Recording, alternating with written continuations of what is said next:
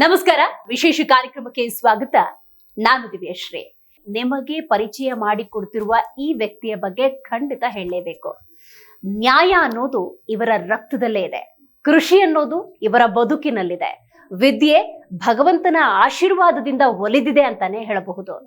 ಆದ್ರೆ ತನಗೊಲಿದಂತಹ ವಿದ್ಯೆಯನ್ನ 4 ಜನಕ್ಕೆ ದಾನ ಮಾಡಬೇಕು ಅನ್ನುವಂತಹ ಮನೋಭಾವ ಇವತ್ತು ನಮ್ಮ ಕಾರ್ಯಕ್ರಮದಲ್ಲಿದ್ದಾರೆ ಡಾಕ್ಟರ್ ಬಿ ಮಂಜುನಾಥ್ ಅವರು. ಮೊದಲಿಗೆ ಅವರಿಗೆ ಕಾರ್ಯಕ್ರಮಕ್ಕೆ ಸ್ವಾಗತವನ್ನು ಕೋರೋಣ. ಸರ್, ಕಾರ್ಯಕ್ರಮಕ್ಕೆ ಸ್ವಾಗತ. ನಮಸ್ತೆ ಮೇಡಮ್. ನಮಸ್ತೆ. ಡಾಕ್ಟರ್ ಬಿ ಮಂಜುನಾಥ್ ಇವರು Shri Sai group of institute ನ ಚೇರ್ಮನ್. ಮೂಲತಃ ಚಿಕ್ಕಬಳ್ಳಾಪುರದ ತಿಂಡೂರು ಗ್ರಾಮದವರು. ವೃತ್ತಿಯಲ್ಲಿ ವಕೀಲರಾದ ಇವರು ಕಾನೂನು ಕಾಲೇಜು ಆರಂಭ ಮಾಡುವ ಮಹದಾಸೆಯನ್ನು ಹೊಂದಿದ್ರು. ಇದೀಗ PUC ಪದವಿ ಕಾನೂನು ಕಾಲೇಜುಗಳನ್ನ ನಡೆಸ್ತಾ ಇದ್ದು 600ಕ್ಕೂ ಹೆಚ್ಚು ವಿದ್ಯಾರ್ಥಿಗಳಿಗೆ ವಿದ್ಯಾದಾನ ಮಾಡ್ತಿದ್ದಾರೆ. ಇವರಿಗೆ Zee Kannada news real star award ನೀಡೋಕೆ ನಾವು ಹೆಮ್ಮೆ ಪಡುತ್ತೇವೆ.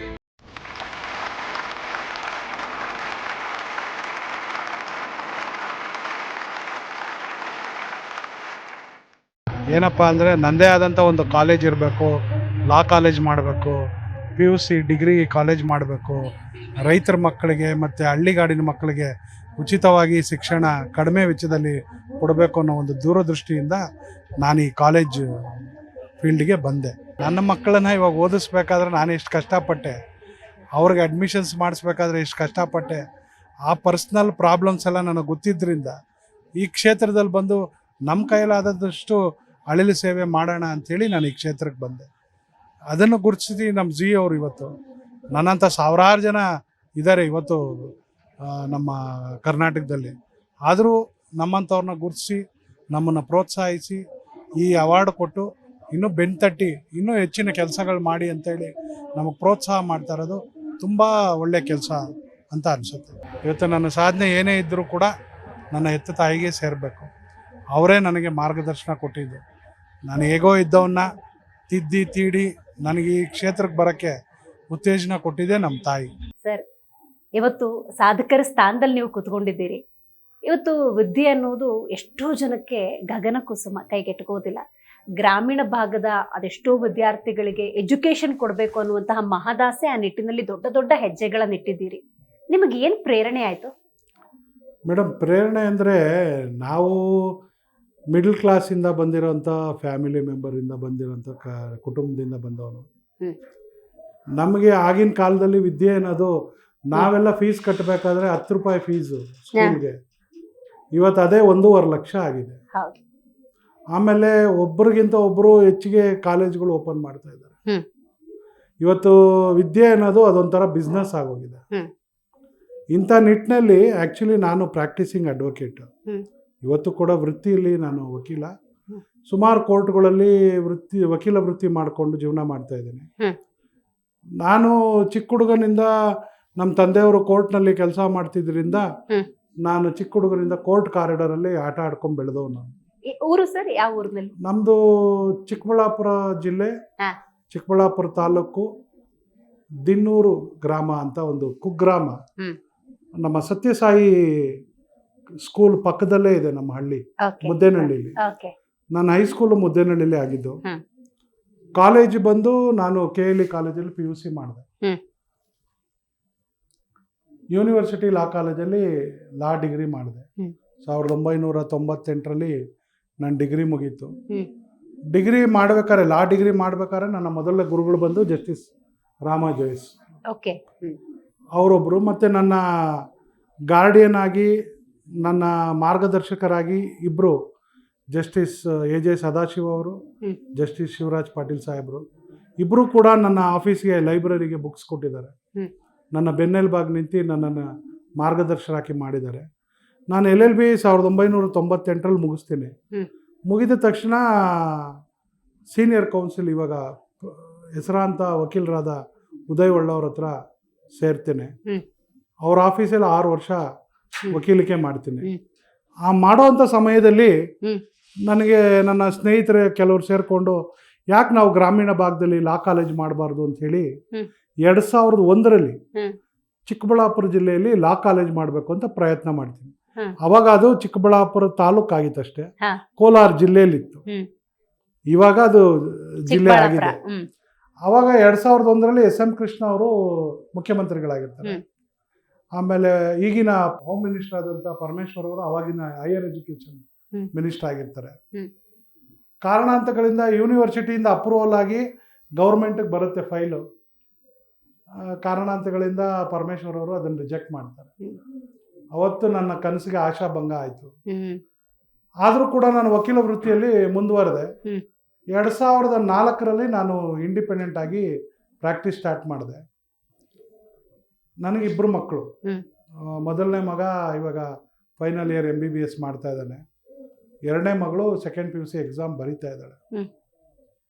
ಈಗಿರ್ಬೇಕಾದ್ರೆ ಕೋವಿಡ್ ಟೈಮ್ ಹ್ಮ್. ಕೋವಿಡ್ ಟೈಮಲ್ಲಿ ನಮ್ಮ ಸ್ನೇಹಿತರೊಬ್ಬರು ವಿಜಯಪುರದಲ್ಲಿ ಕಾಲೇಜ್ ನಡೆಸ್ತಾ ಇದ್ರು. ಹ್ಮ್.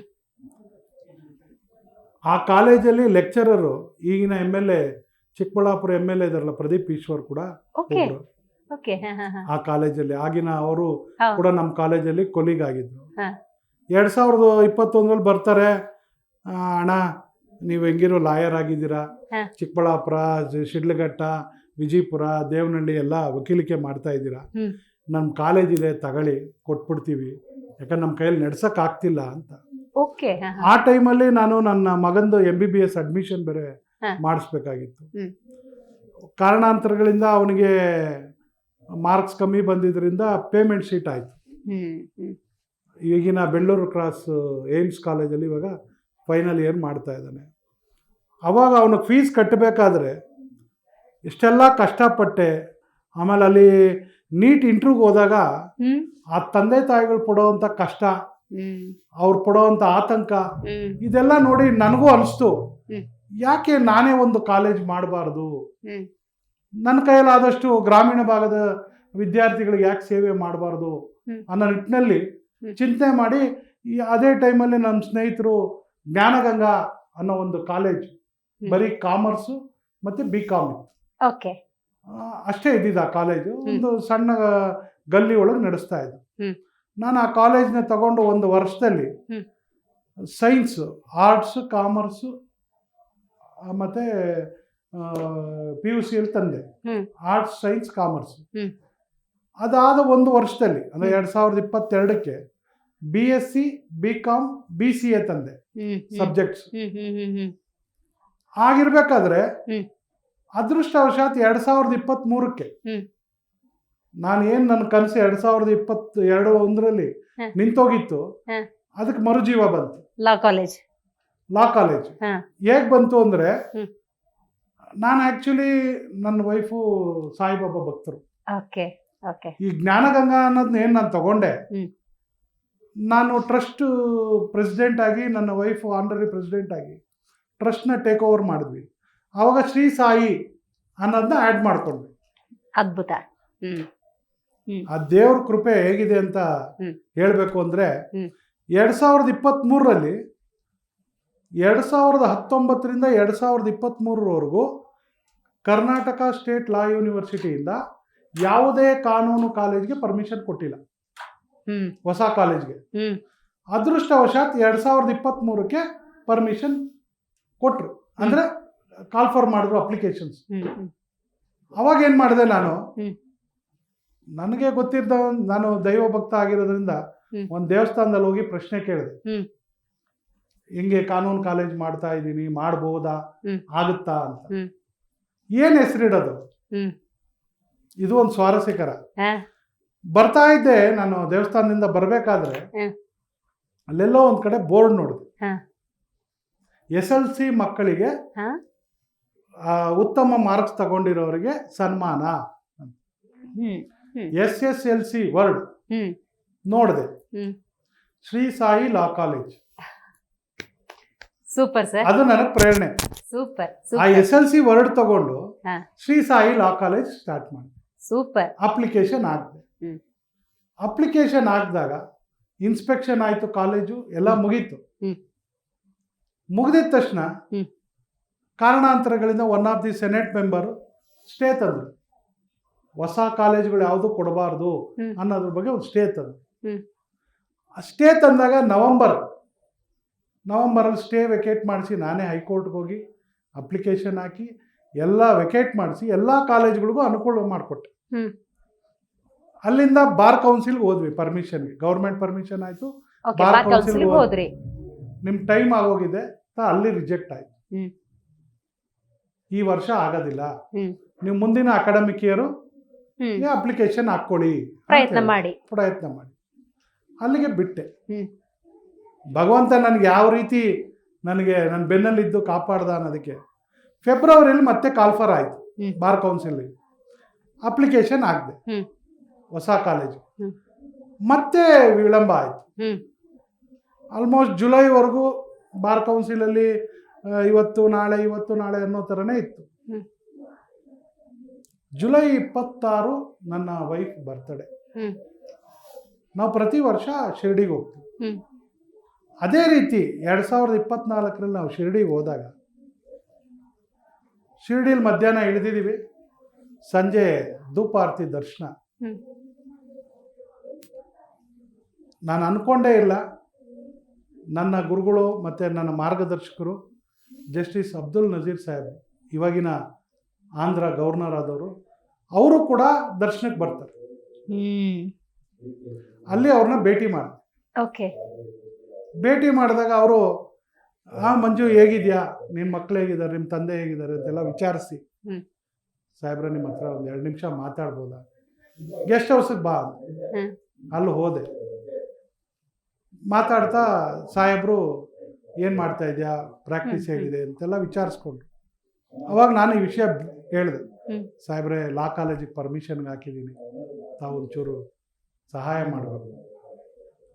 ನಾನು ಭಗವಂತನ ಹತ್ರಕ್ಕೆ ಹೋಗಿದ್ದಕ್ಕೂ ಅವರಲ್ಲಿ ಬಂದಿದ್ದಕ್ಕೂ 25ನೇ ತಾರೀಕು ಫೋನ್ ಮಾಡ್ತಾರೆ, ಜುಲೈ 31ನೇ ತಾರೀಕು ಇನ್ಸ್ಪೆಕ್ಷನ್ ಆಗುತ್ತೆ, ಆಗಸ್ಟ್ 22 ಡಿಪಾಸಿಟ್ ಮಾಡಬೇಕು ಅಂತ ಬಾರ್ ಕೌನ್ಸಿಲಿಂದ ಲೆಟರ್ ಬರುತ್ತೆ, ಸೆಪ್ಟೆಂಬರ್ 7ನೇ ತಾರೀಕು ಗಣೇಶ ಹಬ್ಬದ ದಿನ ನನಗೆ ಲಾ ಕಾಲೇಜ್ ಪರ್ಮಿಷನ್ ಬರುತ್ತೆ. ಸೂಪರ್. ಇದು ನನಗೆ ಎಷ್ಟು ಸಂತೋಷ ತಂದಿದೆ ಅಂದರೆ, ನಾನು ಶ್ರೀ ಸಾಯಿ ಲಾ ಕಾಲೇಜ್ ಅಂತ ಹೆಸರಿಟ್ಟಿದ್ದಕ್ಕೂ, ಆ ಸಾಯಿಬಾಬನ ಹತ್ರ ಹೋಗಿದ್ದಕ್ಕೂ, ಕೃಪೆ, ನಮ್ಮ ಸಾಹೇಬರು ಅಲ್ಲಿ ಬಂದಿದ್ದಕ್ಕೂ, ಇವತ್ತು ನನ್ನ ಕಾಲೇಜ್ ಪರ್ಮಿಷನ್ ಬಂದಿದ್ದಕ್ಕೂ ಅವರೇ ಕಾರಣೀಕರ್ತರು. ಖಂಡಿತ ಸರ್. ಈಗ ಕಾಲೇಜಿನ ಆರಂಭ ಮಾಡ್ಬೇಕಾದ್ರೆ ಸಾಯಿಬಾಬನ ಕೃಪೆಯಿಂದ ಇದ್ದಂತಹ ಅಡೆತಡೆಗಳೆಲ್ಲ ಹೇಗೆ ನಿವಾರಣೆ ಆಯ್ತು ಅನ್ನೋದನ್ನ ನೀವು ಉಲ್ಲೇಖ ಮಾಡ್ತಾ ಇದ್ರಿ. ಆದ್ರೆ ಉಳ್ಳವರು ಏನೋ ಒಂದು ಮಾಡೋದು ವಿಶೇಷ ಅಲ್ಲ ಸರ್. ನೀವು ದುಡಿದ ಹಣದಲ್ಲಿ ಅದನ್ನೇನೋ ವಿನಿಯೋಗಿಸ್ಬೇಕು, ಅಲ್ಲೇನೋ ಒಂದು ಸಂಸ್ಥೆ ಮಾಡ್ಬೇಕು. ನಿಮ್ಮ ಮಗನ ನಾನು ವಕೀಲ ವೃತ್ತಿಯಿಂದ ಏನ್ ಸಂಪಾದನೆ ಮಾಡಿದ್ದೀನಿ ಅದೇ ಹಣದಿಂದ ಕಾಲೇಜ್ ನಡೆಸ್ತಾ ಇದ್ದೀನಿ. ನನಗೆ ಯಾವುದು ಪಿತ್ರಾರ್ಜಿತ ಆಸ್ತಿ ಇಲ್ಲ, ನನಗೆ ಯಾವುದು ಸ್ವಂತವಾದ ಆಸ್ತಿಗಳಿಲ್ಲ. ನಾವು ಬಂದಿರೋದೇ ಅಗ್ರಿಕಲ್ಚರ್ ಫ್ಯಾಮಿಲಿಯಿಂದ, ನಮಗೆ ಯಾರು ತಾತ ಮುತ್ತಾತ ಆಸ್ತಿ ಬಿಟ್ಟು ಹೋಗಿರುವಂಥದ್ದು ಏನಿಲ್ಲ. ನಾನು 26 ವರ್ಷದಲ್ಲಿ ನಾನು ಏನು ವಕೀಲ ವೃತ್ತಿಯಿಂದ ದುಡ್ದಿರ್ಬೋದು, ಇವಾಗ ನನ್ನ ಮಗನ ವಿದ್ಯಾಭ್ಯಾಸಕ್ಕಿರ್ಬೋದು, ಇನ್ನೊಂದಿರ್ಬೋದು, ನಾನು ಮಾಡಿರುವಂಥ ಒಳ್ಳೆ ಕೆಲಸ ಇವತ್ತು ನನ್ನ ಮಕ್ಳಿಗೆ ಅದು ಕಾಯ್ತಾ ಇದೆ. ಇವತ್ತು ನಿನ್ನೆ ಮೊನ್ನೆ ನನ್ನ ಮಗನ್ನ MBBSಗೆ ಕಷ್ಟಪಟ್ಟು ಅಲ್ಲಿ ಇಲ್ಲಿ ಹಣ ಹೊಂದಿಸಿ ನಾನು ಇದ್ದ 2 ಸೈಟ್ನ ಮಾರಿ ದುಡ್ಡು ಕಟ್ಟಿ ಅವನಿಗೆ MBBS ಅಡ್ಮಿಷನ್ ಮಾಡಿಸಿದ್ದ ಅಂತ ಟೈಮು ನೆನೆಸ್ಕೊಂಡ್ರೆ ಕೂಡ ಇವಾಗ ನಮಗೆ ಕಣ್ಣಲ್ಲಿ ರಕ್ತ ಬರುತ್ತೆ. ಯಾಕಂದರೆ ಇವತ್ತಿನ ಕಾಲಘಟ್ಟದಲ್ಲಿ ಮೆಡಿಸಿನ್ ಓದಿಸೋದು ಅಂದ್ರೆ ಅದೊಂಥರ ತುಂಬ ಕಷ್ಟದ ಕೆಲಸ. ಬೇಡಪ್ಪ, ದೊಡ್ಡ ರಿಸ್ಕಿ ಕೈ ಹಾಕ್ಬಿಟ್ಟಿದೀನಿ, ಬಿಟ್ಬಿಡೋಣ, ಈ ತರದ ಮನೋಭಾವ ಬರ್ಲಿಲ್ವಾ ನಿಮ್ಗೆ? ಹೇಳಿದೆ ನನ್ನ ಮಗನಿಗೆ, ಬೇಡ ಮಗನೇ, ನಮ್ಮಂತವ್ರಿಗಲ್ವಾ ಇದು ಮೆಡಿಕಲ್ ಫೀಲ್ಡ್, ನೀನು ಇಂಜಿನಿಯರಿಂಗ್ ಸೇರ್ಕೋ, ಇಂಜಿನಿಯರಿಂಗ್ ಹೆಂಗೋ ಮಾಡಿ ಫೀಸ್ ಕಟ್ತೀನಿ ಅಂದೆ. 2 ದಿವಸ ರೂಮಲ್ಲಿ ಲಾಕ್ ಮಾಡ್ಕೊಂಬಿಟ್ಟ. ಊಟ ಮಾಡ್ದಿಲ್ಲ. ಅವ್ರ ಮಮ್ಮಿಗೆ ಹೇಳ್ದ, ಯಾಕೆ ನನಗೆ PCMB ಕೊಡಿಸ್ತೀರಿ, ಅಷ್ಟಿದ್ರೆ ನನ್ನ PCMB ಯಾಕೆ ಕೊಡಿಸ್ತೀರಿ, ನೀವೇ ತಾನೇ ನಾರಾಯಣಲ್ಲಿ ಸೇರಿಸಿದ್ದವನ್ನ, ಯಾಕೆ ನನಗೆ ಇವಾಗ PCMB ಕೊಡಿಸಿದ್ರೆ ಕೊಡಿಸಿ, ನನಗೆ ನಾನು ಓದ್ತೀನಿ. ಮೇಡಮ್, ನಂಬ್ತಿರೋ ಬಿಡ್ತಿರೋ, ಅವ್ರ ಅಮ್ಮ ತಿಂಡಿ ತಗೊಂಡೋಗಿ ಅವನಿಗೆ ರೂಮಲ್ಲಿ ಕೊಡ್ಬೇಕಾಗಿತ್ತು. ಇವತ್ತು ಹಾಸ್ಟೆಲ್ ಇತ್ಕೊಂಡು ನನ್ನ ಮಗ ಕಷ್ಟಪಟ್ಟು ಓದ್ತಾ ಇದ್ದಾನೆ. ಅದ್ಭುತ. ಅದೆಲ್ಲ ನಮ್ಮ ಸಾಯಿಬಾಬಾ ಕೃಪೆ. ಅಲ್ಲ ಗುರು, ಇದು ಹೆಂಗಾಗುತ್ತೆ ಅಂದ್ರೆ ಸಾಯಿಬಾಬನ ಕೃಪೆ ಒಂದ್ ಕಡೆ ಸರ್. ಈಗ ಕಾಲೇಜ್ ಆರಂಭ ಮಾಡೋದು ಅಂದ್ರೆ ಒಂದ್ ಸ್ವಾರ್ಥ ಅನ್ನೋದು ಇದ್ದಿರುತ್ತೆ. ನನ್ನ ಮಗನಿಗೆ ಈಗ ಮೆಡಿಕಲ್ಗೆ ದುಡ್ಡು ಹೊಂದಿಸ್ಬೇಕು, ಈ ಕಾಲೇಜ್ ಅನ್ನೋದು ಎಕ್ಸ್ಟ್ರಾ ಆಯ್ತಲ್ಲ ಸರ್. ಕಾಲೇಜ್ ಇವಾಗ ಏನಕ್ಕೆ ಮಾಡಿದೆ ಅಂದ್ರೆ, ಎಷ್ಟೋ ಬಡ ತಂದೆ ತಾಯಿಗಳಿದ್ದಾರೆ ಪಾಪ, ದುಡ್ಡಿರಲ್ಲ, ಓದ್ಸಕ್ಕಾಗೋದಿಲ್ಲ, ಹ್ಮ್. ಆಮೇಲೆ ಕಾಲೇಜಿಗೆ ಕಳ್ಸಕ್ಕಾಗೋದಿಲ್ಲ. ಇವತ್ತು ನಮ್ಮ ಕಾಲೇಜಲ್ಲಿ ಹ್ಮ್. 2022, 23, 24 ಸಾಲದ ಫೀಸ್ಗಳೇ ಇನ್ನ ಬಾಕಿ ಇದೆ. ಓಹೋ.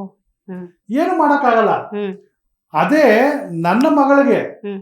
ರೇವಾ ಕಾಲೇಜಲ್ಲಿ ಎಕ್ಸಾಂಪಲ್ ಫೀಸ್ ಕಟ್ಟಿ ಕೂಡ ಹ್ಮ್. ನಿಮ್ಮ ಫೀಸ್ ರಿಸಿಪ್ಟ್ ನಮಗೆ ಮಿಸ್ ಆಗೋಗಿದೆ ಕೊಡಿ ಅಂತೇಳಿ ಆಚೆ ಕಳಿಸಿದ್ದಾರೆ. ಹಾ. ನನ್ನ ಮಕ್ಕಳು ಭಯ ಬೀಳ್ತಾರೆ, ಹ್ಮ್. ಫೀಸ್ ಕಟ್ಟಿಲ್ಲ, ಕಾಲೇಜಲ್ಲಿ ಕೇಳ್ತಾ ಇದ್ದಾರೆ ಫೀಸ್ ಕಟ್ಟಬೇಕಂತೆ. ಹ್ಮ್. ಅಡ್ವಾನ್ಸ್ ಫೀಸ್ ಕಟ್ತೀವಿ. ಹ್ಮ್. ಆದರೆ ಹಳ್ಳಿಗಳ ಕಡೆ ಏನಾಗುತ್ತೆ, ಕೂಲಿ ಕೆಲಸ ಮಾಡಿಕೊಂಡು ಅವ್ರ ಮಕ್ಕಳನ್ನ ಏನೋ ಓದಿಸ್ಬೇಕು, ಏನೋ ಡಿಗ್ರಿ ಮಾಡಬೇಕು ಅಂತಿರ್ತಾರೆ. ಹ್ಮ್. ಅಂಥವ್ರಿಗೆ ನಾನು ಆಶಾದೀಪ ಆಗಬೇಕು ಅಂತ. ಹ್ಮ್. ಹ್ಮ್. ಹ್ಮ್. ನಾವು ಏನಾದರೂ ದುಡಿಬೋದು, ಪುಣ್ಯನೂ ಸ್ವಲ್ಪ ನಮ್ಮ ಅಕೌಂಟ್ಗೆ ಹಾಕೊಬೇಕಲ್ಲ. ಹೌದು, ಹೌದು. ಆ ನಿಟ್ಟಿನಲ್ಲಿ ಹ್ಮ್. ಏನು ಮಾಡಿದೆ, ಕಷ್ಟ ಆದ್ರೂ ಎಲ್ಲರೂ ಹೇಳಿದ್ರು ಕಾಲೇಜ್ ನಡೆಸೋದು ಸುಲಭ ಅಲ್ಲ, ಹ್ಮ್. ತುಂಬ ಕಷ್ಟ ಇದೆ ಅಂತ. ಹ್ಮ್. ಅಂದರೆ ಅನುಭವಿಸಿದ್ದೀನಿ. ಯಾಕಂದರೆ ನನ್ನ ಕಾಲೇಜ್ ಇರೋದು ವಿಜಯಪುರ ಹ್ಮ್. ತಾಲೂಕಲ್ಲಿ, ಹ್ಮ್. ಬೆಂಗಳೂರು ರೂರಲ್ ಡಿಸ್ಟಿಕ್ಕು, ದೇವನಹಳ್ಳಿ ತಾಲೂಕು, ವಿಜಯಪುರ ಹೋಬಳಿ. ಹ್ಮ್. ಅಲ್ಲಿ ಸುಮಾರು ಕಾಲೇಜುಗಳಿದೆ. ಹ್ಮ್. ಸುಮಾರು ಕಾಲೇಜುಗಳಿದೆ, ಟಫ್ ಕಾಂಪಿಟೇಷನ್ ಇದೆ. ಅಂದರೆ ನಾನು ಯಾವತ್ತೂ ಎದೆಗುಂದಿಲ್ಲ. ಹ್ಮ್. ಭಗವಂತ ಹೆಂಗೆ ನಡ್ಸ್ಕೊಂಡು ಹೋಗ್ತಾ ಇದ್ದಾನೆ ಹಂಗೆ ನಡ್ಕೊಂಡು ಹೋಗ್ತಾ ಇದೆ ಕಾಲೇಜು. ಹ್ಮ್. ಇವತ್ತು ಕೂಡ ನನ್ನ ಲೆಕ್ಚರರ್ಸ್ ಇರ್ಬೋದು, ಹೌದು. ನನ್ನ ಸ್ಟಾಫ್ ಇರ್ಬೋದು, ಹ್ಮ್. ಹಗಲು ರಾತ್ರಿ ನನಗೋಸ್ಕರ ದುಡಿತಾ ಇದ್ದಾರೆ. ಸಿಬ್ಬಂದಿ ಸಹಕಾರ ಸಿಬ್ಬಂದಿ. ಅದ್ಭುತ. ಹ್ಮ್. ಅವ್ರ ಸಹಕಾರ ಇಲ್ಲ ಅಂದ್ರೆ ನಾನು ಈ ಮಟ್ಟಕ್ಕೆ ಬರೋಕ್ಕೆ ಆಗೋದಿಲ್ಲ. ಹ್ಮ್. ಯಾಕಂದ್ರೆ ಅದ್ರ ಜೊತೆಗೆ ನಾನು ನನ್ನ ಕಾಲೇಜಲ್ಲೇ ಸಾಯಿಬಾಬಾನ ಪ್ರತಿಷ್ಠಾಪನೆ ಮಾಡಿಸಿದ್ದೀನಿ, ಶಿರ್ಡಿಯಿಂದ ತಗೊಂಬಂದು. ಹ್ಮ್. ಆ ದೇವರ ಕೃಪೆನೇ ಇರ್ಬೋದು, ಹ್ಮ್. ಒಳ್ಳೆ ನನ್ನ ಸಿಬ್ಬಂದಿ ಇದ್ದಾರೆ. ಹ್ಮ್. ಅವ್ರು ಹಗಲು ರಾತ್ರಿ ನನಗೋಸ್ಕರ, ಹ್ಮ್. ಸಂಸ್ಥೆಗೋಸ್ಕರ ದುಡಿತಾ ಇದ್ದಾರೆ. ಹ್ಮ್. ಅವ್ರದ್ದು ಕೂಡ ಪಾಲಿದೆ. ಕುಟುಂಬದ ಸಹಕಾರ ಹೆಂಗಿದೆ ಸರ್? ಈಗ ಫ್ಲಕ್ಚುಯೇಷನ್ ನ ಮನೆಯವರು ಗಮನಿಸ್ತಾನೆ ಇರ್ತಾರೆ. ಒಂದ್ಸತಿ ಏರ್ಬೋದು, ಒಂದ್ಸತಿ ಕುಸ್ತು ಹೋಗ್ಬೋದು. ಅವಳು ದೇವರ ಪೂಜೆ ಪುನಸ್ಕಾರ ಹ್ಮ್. ಮನೇಲಿ 24 ಗಂಟೆ ಅವಳದು. ಹ್ಮ್. ಅವಳೇನಂದ್ರೆ ನಮ್ಗೆ ಫ್ರೀ ಹ್ಯಾಂಡ್. ಹ್ಮ್. ಯಾಕಂದ್ರೆ ಅವಳು ಗೊತ್ತು, ನಾನು ಬೆಳಗ್ಗೆ ಕೋರ್ಟು, ಮಧ್ಯಾಹ್ನ ಕಾಲೇಜು, ಹ್ಮ್. ಇಲ್ಲ ಬೆಳಗ್ಗೆ ಕಾಲೇಜ್ಗೆ ಹೋದ್ರೆ ಮಧ್ಯಾಹ್ನ ಕೋರ್ಟು. ಹ್ಮ್. ಡೈಲಿ ಮ್ಯಾನೇಜ್ ಮಾಡ್ಕೊಳ್ತೀನಿ. ಹ್ಮ್. ಆಲ್ಟರ್ನೇಟಿವ್ ಡೇಸ್ ಕಾಲೇಜ್ಗೆ ಹೋಗ್ತೀನಿ. ಹ್ಮ್. ಡೈಲಿ ಅಂತೂ ಹೋಗ್ಲಿಕ್ಕೆ ಆಗಲ್ಲ, ಯಾಕಂದ್ರೆ ವಕೀಲ ವೃತ್ತಿ ಬಿಡಕ್ಕಾಗಲ್ಲ. ಹ್ಮ್. ಯಾಕಂದ್ರೆ ಅದೇ ನನ್ಗೆ ಆಧಾರ. ಏನಾದ್ರೂ ಇವತ್ತು ಸಮಾಜದಲ್ಲಿ ಏನಾದ್ರೂ ಗುರ್ತು ಸಿಕ್ಕಿದೆ ಅಂದ್ರೆ ಹ್ಮ್. ಈ ವಕೀಲ ವೃತ್ತಿಯಿಂದ. ಹ್ಮ್. ಇದನ್ನಂತೂ ಯಾವುದೇ ಕಾರಣಕ್ಕೂ ನಾನು ಬಿಡಕ್ಕಾಗಲ್ಲ. ಹ್ಮ್. ಇದು ಯಾಕಂದ್ರೆ ನನ್ನ ಪ್ಯಾಷನ್. ಹ್ಮ್. ನಾನು ವಕೀಲ ವೃತ್ತಿ ಮಾಡಲೇಬೇಕು ಅಂತಾನೆ ಬಂದಿರೋದು. ಹ್ಮ್. ಇದನ್ನ ಯಾವುದೇ ಕಾರಣಕ್ಕೂ ನಾನು ತ್ಯಜಿಸಕ್ಕಾಗಲ್ಲ. ಪ್ಲಸ್ ಹಾ. ಇದೇನಂದ್ರೆ ಹ್ಮ್. ಒಂದು ಸಮಾಜ ಸೇವೆ. ಹ್ಮ್. ನನ್ನ ಕೈಲಾದಷ್ಟು ಸಮಾಜ ಮುಖಾಂತರ ನಮ್ಮ ಹಳ್ಳಿ ಮಕ್ಕಳಿಗೆ, ನಮ್ಮ ಗ್ರಾಮೀಣ ಭಾಗದ ಮಕ್ಕಳಿಗೆ ಹ್ಮ್. ಏನೋ ಒಂದು ಮಾಡೋಣ ಅಂತ ಮುಂದಿನ ಹ್ಮ್. ದಿನಗಳಲ್ಲಿ ಹ್ಮ್. ನರ್ಸಿಂಗ್ ಕಾಲೇಜ್ ಮಾಡಬೇಕು ಅಂತ ಕೂಡ ಪ್ರಯತ್ನ ಮಾಡ್ತಾ ಇದ್ದೀನಿ. ಹ್ಮ್. B.Ed ಕಾಲೇಜ್ ಮಾಡಬೇಕು, ಒಂದು B.Ed ಕೋರ್ಸು, ಹ್ಮ್. ಮತ್ತೆ ಒಂದು MCA ಕೋರ್ಸು. ಹ್ಮ್. ಈ ಎಲ್ಲ ಕೋರ್ಸ್ಗಳನ್ನ ಹ್ಮ್. ಕಡಿಮೆ ವೆಚ್ಚದಲ್ಲಿ, ಹ್ಮ್. ಎಷ್ಟು ಕಡಿಮೆ ವೆಚ್ಚದಲ್ಲಿ ನಮ್ಮ ಇತಿಮಿತಿ ನೋಡಿಕೊಂಡು ಹ್ಮ್. ಮಕ್ಕಳಿಗೆ ತಲುಪಿಸ್ಬೇಕು ಅನ್ನೋದು ನನ್ನ ಉದ್ದೇಶ. ಹ್ಮ್. ಹ್ಮ್. ಹ್ಮ್. ಅದಕ್ಕೋಸ್ಕರ ಏನು ಮಾಡಿದೆ, ನಂದೇ ಕಾಲೇಜಲ್ಲಿ ಎಕ್ಸಾಮ್ ಸೆಂಟರ್ ತಂದೆ. ಹ್ಮ್. ಡಿಗ್ರಿ ನಮ್ಮದೇ ಕಾಲೇಜಲ್ಲಿ ಎಕ್ಸಾಮ್ ಸೆಂಟರ್ ಇದೆ. ಈಗ ಲಾ ಕಾಲೇಜ್ ಕೂಡ ಆಗಿದೆ. ಹ್ಮ್. ಗ್ರಾಮೀಣ ಭಾಗದಲ್ಲಿ, ಹ್ಮ್. ಎಂಟೈರ್ ಬೆಂಗಳೂರು ರೂರಲಲ್ಲಿ ನಂದೇ ಫಸ್ಟ್ ಕಾನೂನು ಕಾಲೇಜ್. ಹ್ಮ್. ಶ್ರೀ ಸಾಯಿ ಲಾ ಕಾಲೇಜು ಬೆಂಗಳೂರು ರೂರಲ್ಲಿ ಯಾವುದೂ ಇಲ್ಲ. ಹ್ಮ್. ಇವಾಗ ನನ್ನ ಪಕ್ಕ ಜಿಲ್ಲೆಯಲ್ಲಿ ಅಂದರೆ ಬೆಂಗಳೂರು ರೂರಲ್ ಡಿಸ್ಟಿಕ್ ದೊಡ್ಡಬಳ್ಳಾಪುರ ತಾಲೂಕಲ್ಲಿ ಯಾರೋ ಹೊಸದಾಗಿ ಓಪನ್ ಮಾಡ್ತಾ ಇದ್ದಾರೆ ಅಂತ ಕೇಳ್ಪಟ್ಟೆ. ಹ್ಮ್. ಜಾಲಪ್ಪ ಕಾಲೇಜವರು ಮತ್ತು ಕೊಂಗಾಡಿಯಪ್ಪ ಕಾಲೇಜವರು ಮಾಡ್ತಾ ಇದ್ದಾರೆ ಅಂತ. ಮತ್ತು ಚಿಕ್ಕಬಳ್ಳಾಪುರದಲ್ಲಿ 2 ಕಾಲೇಜ್ ಇದೆ. ಹ್ಮ್. ಚಿಂತಾಮಣಿಯಲ್ಲಿ ಒಂದು ಕಾಲೇಜ್ ಇದೆ. ಹ್ಮ್. ಕೋಲಾರದಲ್ಲಿದೆ. ಹ್ಮ್. KGF ಅಲ್ಲಿದೆ. ಹೀಗೆ ಈಗಿನ ಕಾಲದಲ್ಲಿ ಯಾರ ಪ್ರೊಫೆಷನ್ಗೆ ತುಂಬ ಒತ್ತು ಕೊಟ್ಟು ಸುಮಾರು ಜನ ವಿದ್ಯಾರ್ಥಿಗಳು ಹ್ಮ್. ಅದರ ಕಡೆ ಒಲವು ತೋರಿಸಿ ಹ್ಮ್. ಈ ಕಾನೂನು ಕಲಿಕೆಯಲ್ಲಿ ಹ್ಮ್. ಮುನ್ನುಗ್ತಾ ಇದ್ದಾರೆ. ಖಂಡಿತ ಸರ್. ಈಗ ಕಾನೂನು ಕಲಿಕೆ ಅನ್ನೋದು ಅಥವಾ ಕಲಿಕೆ ಅನ್ನೋದು ಯಾಕೆ ವಿದ್ಯಾರ್ಥಿಗಳಿಗೆ ಮುಖ್ಯ ಅಂತ ನೀವು ಹೇಳ್ತೀರಿ? ಇವಾಗ ಸಮಾಜದಲ್ಲಿ ನೀವೇನಾದರೂ ನಿಮ್ಮನ್ನು ನೀವು ಗುರುತಿಸ್ಕೊಬೇಕು ಅಂದರೆ ಹ್ಮ್. ಕಾನೂನು ಚೌಕಟ್ಟಿನಲ್ಲಿ ನಾವು ಹೇಗೆ ಜೀವನ ಮಾಡಬೇಕು, ಕಾನೂನು ಕಲಿತರೆ ಹ್ಮ್. ನಮ್ಮನ್ನು ಹೇಗೆ ಸುಧಾರಣೆ ಮಾಡ್ಕೊಬೇಕು ಹ್ಮ್. ಹ್ಮ್. ಹ್ಮ್. ಅನ್ನೋದು ಕಲಿತಾರೆ. ಹ್ಮ್. ಕಾನೂನು ಏನಂದರೆ ನಮ್ಮ ಮನೆಗಳಲ್ಲಿ ಹೆಂಗೆ ನಮ್ಮ ತಂದೆ ತಾಯಿ ನಮ್ಮನ್ನು ಶಿಸ್ತುಬದ್ಧವಾಗಿ ಹೆಂಗೆ ನಡೆಸ್ತಾರೋ ಹ್ಮ್. ಅದೇ ರೀತಿ ಕಾನೂನು ಕಲಿತರೆ ಸಮಾಜದಲ್ಲಿ ಶಿಸ್ತಾಗಿ ಜೀವನ ಮಾಡೋದಕ್ಕೆ ಇದು ಕಲಿಕೆ ಆಗುತ್ತೆ. ಹ್ಮ್. ಹ್ಮ್. ಹ್ಮ್. ಖಂಡಿತವಾಗ್ಲೂ. ಇವಾಗ ಮನುಷ್ಯನ ಯಾರೂ ತಿದ್ದಲಿಕ್ಕೆ ಸಾಧ್ಯ ಇಲ್ಲ. ಹೌದು. ಒಂದು ವಿದ್ಯೆ ಹ್ಮ್. ಅದೇ ಅವನ್ನ ತಿದ್ದುತ್ತೆ. ಒಂದೊಳ್ಳೆ ನಾಗರಿಕ ಜೀವನ ಕೊಡುತ್ತೆ. ನಾಗರಿಕ ಜೀವನದಲ್ಲಿ ಅವ್ನು ಹೆಂಗ್ ಬಾಳ್ಬೇಕು, ಹ್ಮ್. ಹೇಗ್ ಬದುಕಬೇಕು, ಹ್ಮ್. ತನ್ನನ್ನು ತಾನು ಹೇಗೆ ತೊಡಗಿಸ್ಕೊಬೇಕು ಹ್ಮ್. ಅನ್ನೋದಕ್ಕೆ ವಿದ್ಯೆ is the main important factor to the hmm. Students. ಎಲ್ಲರಿಗೂ ಯಾರೇ ವಿದ್ಯಾರ್ಥಿಗಳಾಗಿರ್ಲಿ, ಹ. ಅವ್ರ ಕಾನೂನು ಆಗಿರ್ಬೋದು, ಸಮಾಜಮುಖಿ ಸಬ್ಜೆಕ್ಟ್ಸ್ ಆಗಿರ್ಬೋದು, ಹ್ಮ್. ಕಲಿಕೆ ಮಾಡಿದ್ರೇನೆ ಅವ್ರಿಗೆ ಹ್ಮ್. ಸಮಾಜದಲ್ಲಿ ಒಂದು ಗುರುತು ಸಿಗೋದಕ್ಕೆ ಕಾರಣ. ಈಗ ಸರ್ PU ಡಿಗ್ರಿ ಮತ್ತೆ ಲಾ ಕಾಲೇಜ್ ಟೋಟಲ್ ಎಷ್ಟು ಸ್ಟೂಡೆಂಟ್ಸ್ ಇದ್ದಾರೆ ಸರ್? ಅಮ್ಮ ಇವತ್ತು ಸುಮಾರು ಒಂದು 500ರಿಂದ 600 ಜನ ಇದ್ದಾರೆ. ಸ್ಟಾಫ್ ಸ್ಟಾಫು 40 ಜನ ಇದ್ದಾರಮ್ಮ. ಡ್ರೈವರ್ಸು, ಹಾ. ಆಯಾಗಳು, ಹ್ಮ್. ನನ್ನ ಪ್ರಿನ್ಸಿಪಾಲ್ಸು, ಹ್ಮ್. PU ಪ್ರಿನ್ಸಿಪಾಲು, ಡಿಗ್ರಿ ಪ್ರಿನ್ಸಿಪಾಲು, ಹ್ಮ್. ಲಾ ಕಾಲೇಜ್ ಪ್ರಿನ್ಸಿಪಾಲು, ಹ್ಮ್. ಮತ್ತೆ ಕ್ಲರ್ಕ್ಸು, ಹ್ಮ್. ಮತ್ತೆ ಆರ್ಟ್ಸ್ಗೆ, ಸೈನ್ಸ್ಗೆ, ಕಾಮರ್ಸ್ಗೆ ಲೆಕ್ಚರರ್ಸು, ಹ್ಮ್. ಮತ್ತೆ ಲಾ ಕಾಲೇಜ್ ಲೆಕ್ಚರರ್ಸು, ಹ್ಮ್. ಎಲ್ಲರೂ ಕೂಡ ಪರ್ಮನೆಂಟ್ ಲೆಕ್ಚರರ್ಸೇ ಇದ್ದಾರೆ. ನಾನು ಹೌದು. ಆಲ್ಮೋಸ್ಟ್ 90% ಹ್ಮ್. Permanent lecturers. ಯಾಕೆಂದ್ರೆ ಇನ್ ಟೈಮ್ ವಿದ್ಯಾರ್ಥಿಗಳಿಗೆ ಬಂದು ಪಾಠ ಮಾಡಬೇಕು ಲೆಕ್ಚರರ್ಸ್. ಹೌದು. ಇನ್ ಟೈಮ್ ಅವ್ರಿಗೆ ನನ್ನ ಲೆಕ್ಚರರ್ಸು ಅಷ್ಟೇ 6 ಗಂಟೆ 7 ಗಂಟೆವರೆಗೂ ಕೆಲಸ ಮಾಡ್ತಾರೆ. ಹ್ಮ್. ಭಾನುವಾರದೊತ್ತು ಬಂದು ಹ್ಮ್. ಬಡ ವಿದ್ಯಾರ್ಥಿಗಳು ಯಾರು ಹಿಂದುಳಿದಿದ್ದಾರೆ ಸಬ್ಜೆಕ್ಟ್ಸ್ ಅಲ್ಲಿ, ಹ್ಮ್. ಅವ್ರಿಗೆ ಸ್ಪೆಷಲ್ ಕ್ಲಾಸ್ ಹಾಕೊಂಡು ಅವ್ರ ತಂದೆ ತಾಯಿಗೆ ಮನವೊಲಿಸಿ ಭಾನುವಾರ ಕಳಿಸಿ ಹ್ಮ್. ನಾವು ಪಾಠ ಮಾಡ್ತೀವಿ, ಹ್ಮ್. ಅವ್ರಿಗೆ ವಿದ್ಯೆ ಕಲಿಸ್ತೀವಿ ಅಂತ ಹೇಳಿ ಹ್ಮ್. ಇವತ್ತು ನನ್ನ ಸ್ಟಾಫ್ ಇಂದಾನೆ ನಾನಿವತ್ತು ಒಂದು ಹೆಸರು ಮಾಡ್ಲಿಕ್ಕೆ ಕಾರಣ. ಸರ್ ನಿಮ್ಮ ಮತ್ತು ಸ್ಟೂಡೆಂಟ್ಸ್ ಇಂಟ್ರಾಕ್ಷನ್ ಹೆಂಗಿರುತ್ತೆ? ನಾನು ಇವಾಗ ನಾನು ಒಬ್ಬ ತಂದೆ ಮಕ್ಕಳ ಜೊತೆ ಹೇಗೆ ಇಂಟ್ರಾಕ್ಷನ್ ಇರುತ್ತೋ, ಹಾ. ನನ್ನ ಸ್ಟಾಫೇ ನನ್ನ ಫ್ಯಾಮಿಲಿ, ಸೂಪರ್. ನನ್ನ ಸ್ಟೂಡೆಂಟ್ಸೇ ನನ್ನ ಮಕ್ಕಳು. ಹ್ಮ್. ಹೇಗೆ ನನ್ನ ಮಕ್ಕಳ ಬಗ್ಗೆ ನಾನು ಕಾಳಜಿ ವಹಿಸ್ತೀನೋ, ಹ್ಮ್. Each and every student PUC ಆಗಿರ್ಬೋದು, ಡಿಗ್ರಿ ಆಗಿರ್ಬೋದು, ಹ್ಮ್. ಲಾ ಆಗಿರ್ಬೋದು, ಹ್ಮ್. ಒತ್ತು ಕೊಟ್ಟು ಅವ್ರಿಗೆ ಹ್ಮ್. ಹುರಿದುಂಬಿಸಿ ಬನ್ನಿ. ಇವಾಗ ಲಾ ನನ್ನ ಪ್ರೊಫೆಷನ್ ಇರೋದ್ರಿಂದ ಹ್ಮ್. ನನ್ನ ಕಾಲೇಜಲ್ಲಿ ಕಲಿತ ವಿದ್ಯಾರ್ಥಿಗಳಿಗೆ, ಹ್ಮ್. ಫಾರ್ ಎಕ್ಸಾಂಪಲ್ ಬೆಂಗಳೂರಲ್ಲಿ ನನಗೆ ಸುಮಾರು ಆಫೀಸ್ಗಳು ಪರಿಚಯ ಇದೆ. ಹ್ಮ್. ನನ್ನ ಸ್ನೇಹಿತರುಗಳು ಹ್ಮ್. ಆಫೀಸ್ ಇದೆ. ಹ್ಮ್. ನಾನು ನನ್ನ Refer ಮಕ್ಕಳಿಗೆ ಹ್ಮ್. ಈಸಿಯಾಗಿ ಕರ್ಕೊಂಡ್ಬಂದು ಬೆಂಗಳೂರಲ್ಲಿ ಅವ್ರಿಗೆ ಕಾನೂನು ಕಲಿಕೆ ಮಾಡ್ಲಿಕ್ಕೆ ಈಸಿ ಆಗುತ್ತೆ ಹೌದು, ಪ್ರಾಕ್ಟೀಸ್ಗೆ. ಪ್ರಾಕ್ಟೀಸ್ಗೆ. ಹ್ಮ್. ಇವಾಗ ನನ್ನ ಸಬ್ಜೆಕ್ಟ್ ಆಗಿರೋದ್ರಿಂದ ಹ್ಮ್. ಅದು ಸ್ವಲ್ಪ ನನಗೆ ಪ್ರೀತಿ ಜಾಸ್ತಿ. ಹೌದು ಸರ್. ಈಗ ಒಬ್ಬ ಸ್ಟೂಡೆಂಟ್ ಅಂತ ಅನ್ಕೊಂಡ್ರು, PU ಇರ್ಬೋದು, ಡಿಗ್ರಿ ಇರ್ಬೋದು, ಲಾ ಇರ್ಬೋದು, ಅವನು ಎಜುಕೇಶನ್ ಅನ್ನ ಪಡ್ಕೊಳ್ತಿರ್ತಾನೆ. ಬಟ್ ಇವತ್ತು ಸ್ಪರ್ಧಾತ್ಮಕ ಜಗತ್ತು ಸರ್, ಕಾಂಪಿಟೇಷನ್ ಇದೆ, skill based, communication based. So ಒಬ್ಬ ಸ್ಟೂಡೆಂಟ್ ಸರ್ವತೋಮುಖವಾಗಿ ಸಮಗ್ರವಾಗಿ ಅವನು ಅದಕ್ಕೂ- ಒಳ್ಳೆ ಆಗ್ಬೇಕಂದ್ರೆ ಬೇರೆ ಬೇರೆ ಎಕ್ಸ್ಪರ್ಟ್ ಲೆಕ್ಚರರ್ಸ್ ನ ಕರ್ಕೊಂಡ್ಬಂದು ಹೌದಾ? ಎವ್ರಿ ಸ್ಯಾಟರ್ಡೆ ಹೌದಾ? ಒಂದೊಂದು ಸಬ್ಜೆಕ್ಟ್ ಮೇಲೆ ಹ್ಮ್. ಏನು ಮೆಂಟಲ್ ಎಬಿಲಿಟಿ ಬೆಳೆಸೋದು ಹೇಗೆ, ಹ್ಮ್. ಅವ್ನ ಜನರಲ್ ನಾಲೆಜ್ ಇಂಪ್ರೂವ್ಮೆಂಟ್ ಮಾಡ್ಕೊಳ್ಳೋದು ಹೇಗೆ, ಹ್ಮ್. ಆಮೇಲೆ ಕಾಂಪಿಟೇಟಿವ್ ಎಕ್ಸಾಮ್ಸ್ಗೆ ಯಾವ ರೀತಿ ಪ್ರಿಪೇರ್ ಆಗಬೇಕು, ಹ್ಮ್. ಆಮೇಲೆ ಸ್ಪೋಕನ್ ಇಂಗ್ಲಿಷ್. ಹ್ಮ್. ಯಾಕಂದ್ರೆ ಮೇನ್ ನಮ್ಮ ಹಳ್ಳಿ ಹುಡುಗರಿಗೆ ಸ್ಪೋಕನ್ ಹೌದು. ಇಂಗ್ಲಿಷೇ ಮೇನ್ ಪ್ರಾಬ್ಲಮ್, ನೂರಕ್ಕೆ ಲ್ಯಾಂಗ್ವೇಜೇ ಮೇನ್ ಪ್ರಾಬ್ಲಮ್. ಹ್ಮ್. ಇವನ್ ನಾವು ಇಂಗ್ಲಿಷ್ ಮೀಡಿಯಂ ಅಲ್ಲಿ ಕಲ್ತಿದ್ರು ಕೂಡ ಹ್ಮ್. ನಾವು ಕನ್ನಡದಲ್ಲೇ ಜಾಸ್ತಿ Interaction ಇಂಟ್ರಾಕ್ಷನ್ ಮಾಡೋದು. ಹಾ. ನಾವು ಇಂಗ್ಲಿಷ್ ಜಾಸ್ತಿ ಹಾ. ಇಂಟ್ರಾಕ್ಷನ್ ಮಾಡಲ್ಲ. ಕೋರ್ಟಲ್ಲಿ ಕೆಲವು ಟೈಮಲ್ಲಿ ಇಂಗ್ಲಿಷ್ ಬಳಸಲೇಬೇಕಾಗತ್ತೆ, ಬಳಸ್ತೀವಿ. ಹ್ಮ್. ನಾವು ಏನು ಪಂಡಿತರಲ್ಲ, ಆದ್ರೆ ಹ್ಮ್. ಮಕ್ಳಿಗೆ ಇವಾಗಿಂದಾನೆ ಹ್ಮ್. ಬೇಸಿಕ್ಸ್. ಹ್ಮ್.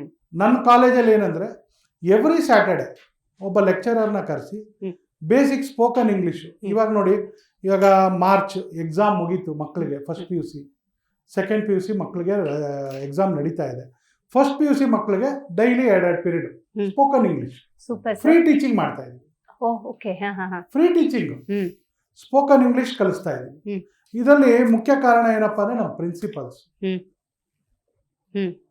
ಅಣ್ಣ ಹಿಂಗ್ ಮಾಡೋಣ, ಹ್ಮ್. ಈ ತರ ಮಾಡೋಣ, ಹಾ. ಮಕ್ಳಿಗೆ ನಾವು ಈ ತರ ಕೊಡೋಣ. ಹಾ. ಅವರು ಡೈಲಿ ಮೀಟಿಂಗ್ ಮಾಡಿ, ಅವರವರೇ ಲೆಕ್ಚರರ್ಸ್ ಮೀಟಿಂಗ್ ಮಾಡಿ ಹ್ಮ್. ನನ್ನ ಗಮನಕ್ಕೆ ತಂದು, ಅಣ್ಣ ನಾವು ಈ ತರ ಮಾಡ್ಬೇಕು ಅಂತಿದೀವಿ, ಹ್ಮ್. ಈ ತರ ಎಕ್ಸಿಕ್ಯೂಷನ್ ಕೊಡ್ಬೇಕು ಅಂತಿದೀವಿ, ಹ್ಮ್. ಈ ತರ. ನಾನು ಏನಕ್ಕೂ ನಾವು ಇಲ್ಲ ಅಂದ್ರೆ ಹಾ.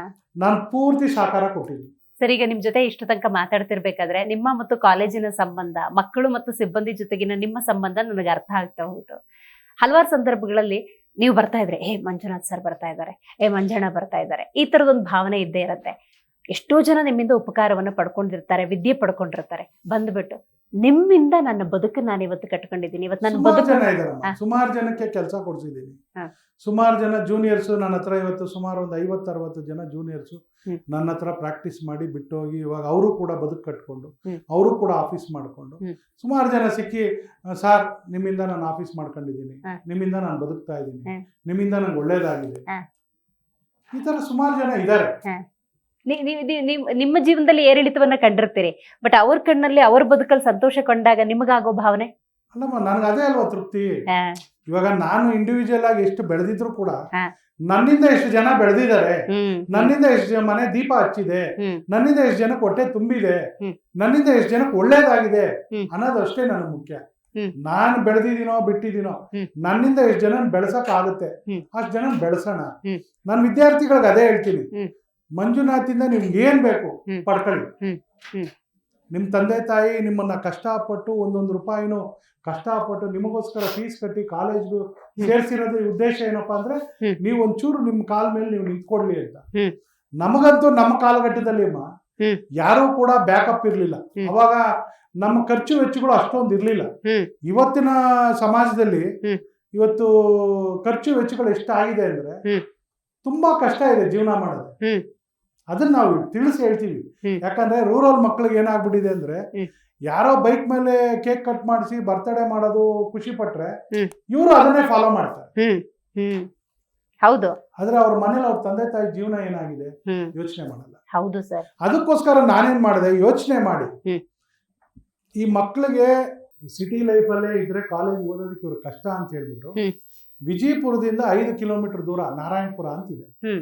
ಈ ಕಡೆ ನಂದಿ ಕ್ರಾಸ್, ಈ ಕಡೆ ವಿಜಯಪುರ, ಮಧ್ಯದಲ್ಲಿ ಹಳ್ಳಿ, ಅಲ್ಲಿ ಮಾಡಿದೀನಿ ಕಾಲೇಜ್. ಗೊತ್ತಾಯ್ತು. ಆ ಕ್ಯಾಂಪಸ್ ಈ ಕಡೆ 5 ಕಿಲೋಮೀಟರ್, ಆ ಕಡೆ ಸಿಟಿ, ಈ ಕಡೆ 5 ಕಿಲೋಮೀಟರ್, ಈ ಕಡೆ ಯಾರು ಇಲ್ಲ. ಮಧ್ಯದಲ್ಲಿ ಒಂದೇ ಕಾಲೇಜ್. ನಮ್ದೊಂದು ಕ್ಯಾಂಟೀನ್ ಬಿಟ್ರೆ ಬೇರೆ ಮಕ್ಕಳಿಗೆ ಏನು ಇಲ್ಲ. ಆಟ ಆಡ್ಬೋದು, ಕ್ಯಾಂಪಸ್ ಅಲ್ಲಿ ಇರ್ಬೋದು. ಬೇರೆ ಬಂಕ್ ಮಾಡಿ ಆಚೆ ಹೋಗ್ಲಿಕ್ಕಾಗ್ಲಿ ಇನ್ನೊಂದಾಗ್ಲಿ ಅವಕಾಶ ಇಲ್ಲ. ಈ ದುಶ್ಚಟಗಳಿಗೆಲ್ಲ ಅವಕಾಶ ಇಲ್ಲ. ಅದ್ಭುತ ಸರ್. ನನ್ನ ಹುಡುಗರು ಎಷ್ಟೋ ಜನ ನನ್ನ ಬಗ್ಗೆ ಬೈಕೊಂಡಿದ್ದಾರೆ, ನಮ್ಮನ್ನ ತಗೊಂಬಂದು ಇಲ್ಲಿ ಕಾಡಲ್ಲಿ ಹಾಕ್ಬಿಟ್ರು ಅಂತ. ಇಲ್ಲ, ಆದ್ರೆ ಇವತ್ತು ಅವ್ರಿಗೆ ಬೇಜಾರಾಗಿರ್ಬೋದು. ಮುಂದೊಂದ್ ದಿನ ಹೌದು ಸರ್, ಅವ್ರ ಕಾಲ್ ಮೇಲೆ ಅವ್ರು ನಿಂತ್ಕೊಂಡಾಗ, ಅವ್ರೊಂದ್ ಸಮಾಜದಲ್ಲಿ ಏನೋ ಒಂದು ಗುರ್ತು ಬಂದಾಗ ಅವಾಗ ಅವ್ರಿಗೆ ಗೊತ್ತಾಗುತ್ತೆ ನಮ್ಮ ಪ್ರೆಸಿಡೆಂಟ್ ಸರ್ ಯಾಕೆ ಕಾಲೇಜ್ ಇಲ್ಲಿ ಮಾಡಿದ್ರು, ಯಾಕೋಸ್ಕರ ಮಾಡಿದ್ರು ಅಂತ. ಯಾಕಂದ್ರೆ ಅಮ್ಮ ನಾವು ಕೂಡ ಕಾಲೇಜ್ ಲೈಫಲ್ಲಿ ನೂರಾರು ಚೇಷ್ಟೆಗಳು ಮಾಡಿ ಆಟಗಳಾಡಿ ನಾವು ಬಂದಿರೋದ್ರಿಂದ ಅದನ್ನೆಲ್ಲ ನಾವು ದಾಟಿ ಬಂದಿದೀವಿ. ನಾವು ಕಷ್ಟಪಟ್ಟು ಬಂದಿದೀವಿ. ಆ ದಾರಿನ ಅವ್ರಿಗೂ ಕೂಡ ಹೇಳ್ಕೊಟ್ರೆ, ನೋಡಪ್ಪ ಒಳ್ಳೇದ್ ಯಾವ್ದು ಕೆಟ್ಟದ್ದು ಯಾವ್ದು ಅಂತ ಹೇಳ್ಕೊಟ್ಟಾಗ ಅವರು ಕೂಡ ಅವ್ರ ಜೀವನ ರೂಪಿಸ್ಕೊಂತಾರೆ. ಸರ್, ಗುರಿ, ಮುಂದಿನ ಗುರಿ ಇಷ್ಟೇ ಅಮ್ಮ. ನನ್ನ ಜೀವನ ಇರೋವರೆಗೂ 4 ಜನ ಬಡ ಮಕ್ಕಳಿಗೆ ಒಳ್ಳೇದ್ ಮಾಡಿ ಸಮಾಜದಲ್ಲಿ ಒಂದು ಒಳ್ಳೆ ಹೆಸರು ತಗೊಳ್ಬೇಕು ಅನ್ನೋದು ನನ್ನ ಆಸೆ. ಯಾಕಂದ್ರೆ ಎಷ್ಟೋ ಜನ ತಂದೆ ತಾಯಿಗಳಿಗೆ ನನ್ನ ಕಾಲೇಜು ಏನು ಫ್ಲಡ್ ಗೇಟ್ ಆಗ್ಬೇಕು ಅಂತ. ಯಾಕೆ ಅಂದ್ರೆ ನನ್ನ ಕಾಂಪಿಟೇಟಿವ್, ಇವಾಗ ನನ್ನ ಬೇರೆ ಪಕ್ಕದ ಕಾಲೇಜಲ್ಲಿ ಫೀಸು ಕಾಂಪಿಟೇಟಿವ್ ಆಗಿರ್ಬೋದು, ಆದ್ರೆ ನಾನು ಎಲ್ಲದಕ್ಕಿಂತ ಕಡಿಮೆ ಫೀಸಲ್ಲಿ ಮಕ್ಕಳಿಗೆ ವಿದ್ಯಾದಾನ ಮಾಡ್ತಾ ಇದ್ದೀನಿ. ನಾನು ಫೀಸ್ ಕಲೆಕ್ಟ್ ಮಾಡ್ತೀನಿ, ಇಲ್ಲ ಅಂತಲ್ಲ. ಆದ್ರೆ ಬೇರೆ ಕಾಲೇಜ್ಗಳಿಗೆ ಕಂಪೇರ್ ಮಾಡಿದ್ರೆ ನನ್ನ ಕಾಲೇಜಲ್ಲಿ ತುಸು ಕಮ್ಮಿ ಇದೆ. ನಮ್ಮ ಸ್ಟಾಫು ಹಣ ಬೇಡ, ಅಷ್ಟು ಫೀಸ್ ಮಾಡಿದ್ರೆ ಮಕ್ಕಳಿಗೆ ಹೊರೆ ಆಗುತ್ತೆ, ಕಮ್ಮಿ ಮಾಡೋಣ. ನಾನು ಆಯ್ತು. ಇವಾಗ ನೋಡಿ, ನಾನು ವಕೀಲ ವೃತ್ತಿಯಿಂದ ದುಡಿತಾ ಇದ್ದೀನಿ. ದುಡಿದಾನದಲ್ಲಿ ಸ್ವಲ್ಪ ನಾನು ವಿದ್ಯಾದಾನ ಮಾಡಿದ್ರೆ ಸ್ವಲ್ಪ ಸಾರ್ಥಕತೆ ಆಗುತ್ತೆ. ನಾನು ದುಡ್ಡಿಗೂ ಬೇರೆ ಯಾವ್ದಾದ್ರು ಕ್ಷೇತ್ರನ ಆಯ್ಕೆ ಮಾಡಕ್ ಹೋಗುದಿತ್ತಲ್ಲ ಸರ್? ಈಗ ದಾನ ಧರ್ಮ ಅಥವಾ 4 ಜನಕ್ಕೆ ಒಳ್ಳೇದ್ ಮಾಡ್ಬೇಕು ಅಂತ ಯಾಕೆ ಶಿಕ್ಷಣ ಕ್ಷೇತ್ರವನ್ನ ನೀವು ಆಯ್ಕೆ ಮಾಡ್ಕೊಂಡ್ರಿ? ಇವಾಗ ದಾನಗಳಲ್ಲಿ ಮಹಾದಾನ ಅಂದ್ರೆ ವಿದ್ಯಾದಾನ. ಇವಾಗ ಒಬ್ಬ ಸ್ಟೂಡೆಂಟ್ ನಾನು ವಿದ್ಯಾದಾನ ಮಾಡಿ ಅವನ್ನ ಬೆಳೆಸಿದೀನಿ ಅಂದ್ರೆ ಅವನು ಒಂದು ಎಮ್ಮರವಾಗಿ ಅವ್ರ ಫ್ಯಾಮಿಲಿಗೆಲ್ಲ ಹೇಳ್ಕೊಡ್ತಾರೆ. ಇವಾಗ ಒಂದು ಮನೇಲಿ ಯಾರೋ ಒಬ್ಬ IAS, IPS, ಡಾಕ್ಟ್ರು, ಇಂಜಿನಿಯರು ಆದ ಅಂತ ಇಟ್ಕೊಳ್ಳಿ. ಅವನಾದಾಗ ಏನಂತೆ, ನಮ್ಮವನ್ ಡಾಕ್ಟ್ರಪ್ಪ, ನಮ್ಮವನ್ ಇಂಜಿನಿಯರಪ್ಪ, ನಮ್ಮವನ್ IAS ಆಫೀಸರಪ್ಪ, ನಮ್ಮವನ್ ಕಲೆಕ್ಟರಪ್ಪ ಅಂತ ಹೇಳ್ಕೊಳ್ತಾರೆ. ಅದೇ ಅವ್ನು ಏನು ಓದಿಲ್ಲ ಅಂದ್ರೆ ಅವನ ಫ್ಯಾಮಿಲಿನ ಯಾರು ಗುರ್ತಿಸ್ತಾರೆ? ಇವಾಗ ಅವನೊಂದು ಕೆಲ್ಸಕ್ಕೆ ಸೇರ್ಕೊಂಡ ಅಂತ ಇಟ್ಕೊಳ್ಳಿ, ಸಮಾಜದಲ್ಲಿ ಒಂದು ಉನ್ನತ ಸ್ಥಾನಕ್ಕೆ ಹೋದ ಅಂತ ಹೇಳಿ ಅವನೊಂದು 5 ಜನಕ್ಕೆ ಹೆಲ್ಪ್ ಮಾಡ್ತಾನೆ. ಇವತ್ತು ಎಷ್ಟೋ ಜನ IPS ಆಫೀಸರ್ಸು, IAS ಆಫೀಸರ್ಸು ಸುಮಾರು ದಾನ ಧರ್ಮಗಳು, ವಿದ್ಯಾದಾನಗಳು ಮಾಡ್ತಾ ಇದ್ದಾರೆ. ನಾನ್ ಮಾಡ್ತಾ ಇರೋದೇನು ದೊಡ್ಡ ಕೆಲಸ ಅಂತ ನಾನು ಹೇಳಕ್ ಹೋಗಲ್ಲ. ಆದ್ರೆ ನನ್ನ ಕೈಯಲ್ಲಿ ಎಷ್ಟಾಗುತ್ತೋ ಅಷ್ಟು ಅಳಿಲು ಸೇವೆ ಸಮಾಜಕ್ಕೆ ಮಾಡ್ಬೇಕು ಅನ್ನೋದು ನನ್ನ ಗುರಿ. ಈಗಿರೋ ಕಾಲೇಜುಗಳು ಗ್ರಾಮೀಣ ಭಾಗದ ವಿದ್ಯಾರ್ಥಿಗಳನ್ನ ಅವ್ರಿಗೊಂದು ವಿದ್ಯೆ ಕೊಡಬೇಕು ಅನ್ನುವಂತ ಸದುದ್ದೇಶ. ನೆಕ್ಸ್ಟ್ ಪ್ಲಾನ್ಸ್ ಬೇರೆ ಬೇರೆ ಕಾಲೇಜ್ಗಳಿದೆ ಸರ್, ಅದು ಗ್ರಾಮೀಣ ಭಾಗದಲ್ಲ ಅಥವಾ ನಗರ ಪ್ರದೇಶದಲ್ಲ, ಯಾವ ತರ ಪ್ಲಾನ್ ಮಾಡ್ಕೊಂಡಿದ್ದೀರಿ? ಅಮ್ಮ, ನಾನ್ ಮಾತ್ರ ನನ್ನ ಸುತ್ತಮುತ್ತಲು ಏನು ಗ್ರಾಮೀಣ ಭಾಗದಲ್ಲೇ ನನ್ನ ಕಾಲೇಜ್ ಇಂಪ್ರೂವ್ಮೆಂಟ್ ಮಾಡ್ಕೊಬೇಕು, ಕೋರ್ಸಸ್ ಜಾಸ್ತಿ ಮಾಡ್ಕೊಬೇಕು. ಇವಾಗ ನನ್ನ ಕಾಲೇಜ್ನ ಒಂದೇ ಛತ್ರಿ ಕೆಳಗಡೆ ಎಲ್ಲಾ ತರದ ಕೋರ್ಸ್ಗಳು ಕೈಗೆಟುಕೋ ದರದಲ್ಲಿ. Super sir. ಏನು ಗ್ರಾಮೀಣ ಭಾಗದ ಮಕ್ಕಳಿಗೆ ಫಾರ್ ಎಕ್ಸಾಂಪಲ್ MBA ಮಾಡೋದಿರ್ಬೋದು, ನರ್ಸಿಂಗ್ ಇರ್ಬೋದು, ಆಮೇಲೆ MCA ಇರ್ಬೋದು, ಇದು ಇವತ್ತಿನ ಕಾಲಘಟ್ಟದಲ್ಲಿ ಅವ್ರು ಬೆಂಗಳೂರಿಗೆ ಬಂದು ದೊಡ್ಡ ದೊಡ್ಡ ಕಾಲೇಜಲ್ಲಿ ಲಕ್ಷಾಂತರ ರೂಪಾಯಿ ದುಡ್ಡು ಕಟ್ಟಬೇಕು. ಹೌದು ಹೌದು ಹೌದು. ಅದು ಆಗ್ಬಾರ್ದು. ಹ್ಮ್. ನನಗೆ ಹೊರೆ ಆದ್ರೂ ಪರವಾಗಿಲ್ಲ, ಅದರಿಂದ ಒಂದು 4 ಜನಕ್ಕೆ ಒಳ್ಳೇದಾಗುತ್ತೆ ಅಂದ್ರೆ ಅದನ್ನ ಮಾಡೋಣ ಅಂಥೇಳಿ ನನ್ನ ಸ್ಟಾಫ್ ಎಲ್ಲ ಸೇರಿ ನಾವೆಲ್ಲ ಒಂದು ಪ್ಲಾನ್ ಮಾಡಿ ಮುಂದಿನ ದಿನಗಳಲ್ಲಿ ಹಂತ ಹಂತವಾಗಿ ಒಂದೊಂದೇ ಕೋರ್ಸ್ಗಳನ್ನ ಇಂಪ್ರೂವ್ ಮಾಡ್ಕೊಂಡು ಹೋಗೋಣ ಅನ್ನೋದು ನನ್ನ ಗುರಿ ಅಮ್ಮ. ನೀವು ಹಳೆ ಜೀವನವನ್ನ ನೋಡಿದಿರಿ, ಪ್ರಸ್ತುತ ನೋಡಿದಿರಿ, ಇವತ್ತಿನ ಜನರೇಷನ್ ನೋಡಿದಿರಿ ಸರ್. ಇವತ್ತು ತಂತ್ರಜ್ಞಾನ ದೊಡ್ಡ ಮಟ್ಟದಲ್ಲಿ ಬೆಳೀತಾ ಇರೋದ್ರಿಂದಾಗಿ ಮೊಬೈಲ್ ನಮ್ಮನ್ನ ಕಂಟ್ರೋಲ್ ಮಾಡ್ತಾ ಇದೆ, ವಿಶೇಷವಾಗಿ ಯುವ ಸಮೂಹವನ್ನ ಕಂಟ್ರೋಲ್ ಮಾಡ್ತಾ ಇದೆ. ಹಾಗಾಗಿ ಆ ಯುವ ಸಮೂಹಕ್ಕೆ ನಿಮ್ಮ ಸಂದೇಶ ಏನು ಅಂತ? ಯುವ ಸಮೂಹಕ್ಕಿಂತ ಮುಂಚೆ ತಂದೆ ತಾಯಿಗಳು ಎಚ್ಚೆತ್ಕೊಬೇಕಮ್ಮ. ಇವಾಗ ನನ್ನ ಮಗ ಒಬ್ಬನೇ ಮಗ, ಅವನಿಗೆ ಮೊಬೈಲ್ ದೊಡ್ಡದು ಕೊಡ್ಸೋಣ, ಪ್ರೀತಿ ಇರ್ಬೇಕಮ್ಮ, ಮಕ್ಕಳ ಮೇಲೆ ಪ್ರೀತಿ ಇರಬೇಕು, ಇಲ್ಲ ಅಂತ ನಾನು ಹೇಳಲ್ಲ. ಫಸ್ಟ್ ತಂದೆ ತಾಯಿಗಳು ನನ್ನ ಮಗ ಏನಾಗಬೇಕು, ನನ್ನ ಮಗ ಹೆಂಗೆ ಬೆಳಿಬೇಕು, ನನ್ನ ಮಗ ಯಾವ ರೀತಿ ಉದ್ಧಾರ ಆಗಬೇಕು, ಏನು ಕೋರ್ಸ್ ತೊಗೊಬೇಕು, ಯಾವ ಡಿಗ್ರಿ ತೊಗೊಬೇಕು ಅನ್ನೋದು ಫಸ್ಟ್ ತಂದೆ ತಾಯಿಗಳು ಮನೇಲಿ ಅವ್ರನ್ನ ಪ್ರಿಪೇರ್ ಮಾಡಿ ಕಳಿಸ್ಬೇಕು. ಮನೇಲಿ ಅವರು ಫ್ರೀಯಾಗಿ ಬಿಟ್ಟು ನನ್ನ ಮಗ ಓದ್ಲಿಲ್ಲ, ನನ್ನ ಮಗ ಅದಾಗ್ಲಿಲ್ಲ, ನೋಡು ಪಕ್ಕದ ಮನೆ ಹುಡುಗ ಹಂಗಾದ, ಈ ಎದುರುಗಡೆ ಮನೆ ಹುಡುಗ ಹಿಂಗಾದ ಅನ್ನೋದು ಬಿಟ್ಟು ನೀವು ನಿನ್ನ ಮಕ್ಕಳ ಜೊತೆ ಎಷ್ಟು ಪ್ರೀತಿ ವಿಶ್ವಾಸದಿಂದ ಇದ್ದೀರಾ, ನಿಮ್ಮ ಮಕ್ಕಳಿಗೆ ನೀವು ಎಷ್ಟು ಫ್ರೆಂಡ್ ಆಗಿದ್ದೀರಾ, ಅದು ಇಂಪಾರ್ಟೆಂಟ್. ಸರ್, ಇವತ್ತು ಕಣ್ಣು ಮುಚ್ಕೊಂಡು ಕೂತ್ಕೊಂಡ್ರೆ ನೀವು ಆಯ್ಕೆ ಮಾಡ್ಕೊಂಡಿರುವಂತ ಈ ಹಾದಿ ಬಗ್ಗೆ ಆತ್ಮತೃಪ್ತಿ ಇದೆಯಾ? ಖಂಡಿತ ಇದೆಯಮ್ಮ. ಆಕ್ಚುಲಿ ನಾನು ಒಂದು ಈ ಮಾತು ಹೇಳ್ಬೇಕೋ ಬೇಡವೋ ಗೊತ್ತಿಲ್ಲಮ್ಮ. ನನ್ನ ಹೆತ್ತ ತಾಯಿ ಇಲ್ಲ ಇವತ್ತು ಅವಳಿದ್ದಿದ್ರೆ ತುಂಬಾ ಖುಷಿ ಪಟ್ಟಿರೋದು. ನನ್ನ ಮಗ ಹೆಂಗಿದ್ದವನು, ಹೆಂಗಾದ, ಹೆಂಗ್ ಬೆಳೆದ, ಯಾವ ಮಟ್ಟಕ್ಕೆ ತಲುಪಿದಾನೆ ಅಂತ ನನ್ನ ಇಡೀ ಕುಟುಂಬಕ್ಕಿಂತ ನನ್ನ ತಾಯಿ ಹೆಚ್ಚು ಖುಷಿ ಪಡೋದು.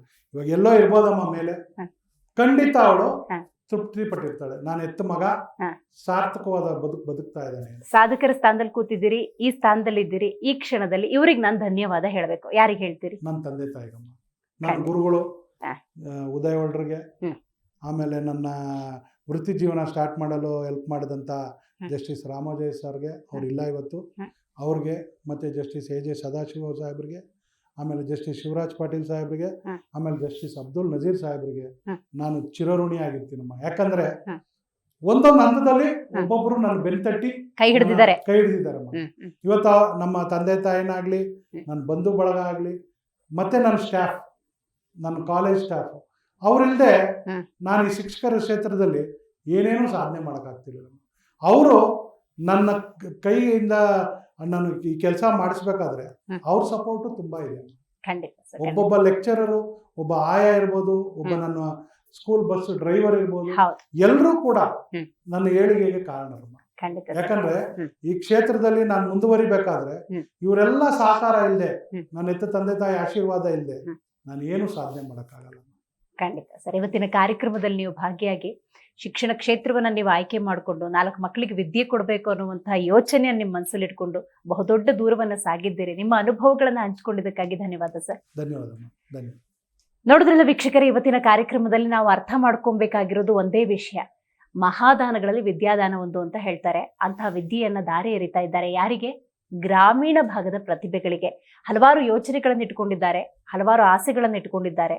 ಅಂದ್ರೆ ಒಂದೇ ಸೂರಿನಡಿ ಎಲ್ಲಾ ಕೋರ್ಸ್ಗಳನ್ನ ಗ್ರಾಮೀಣ ಭಾಗದ ಪ್ರತಿಭೆಗಳಿಗೆ ಒದಗಿಸಬೇಕು ಅನ್ನುವಂಥದ್ದು ಆಸೆ ಆದಷ್ಟು ಬೇಗ ಈಡೇರಲಿ ಅಂತ ಹೇರಿಸ್ತಾ ಇವತ್ತಿನ ಕಾರ್ಯಕ್ರಮವನ್ನ ಮುಗಿಸೋಣ. ನೋಡ್ತಾ ಇರಿ ಜಿ ಕನ್ನಡ ನ್ಯೂಸ್, ಸತ್ಯವೇ ಸುದ್ದಿಯ ಜೀವಾಳ.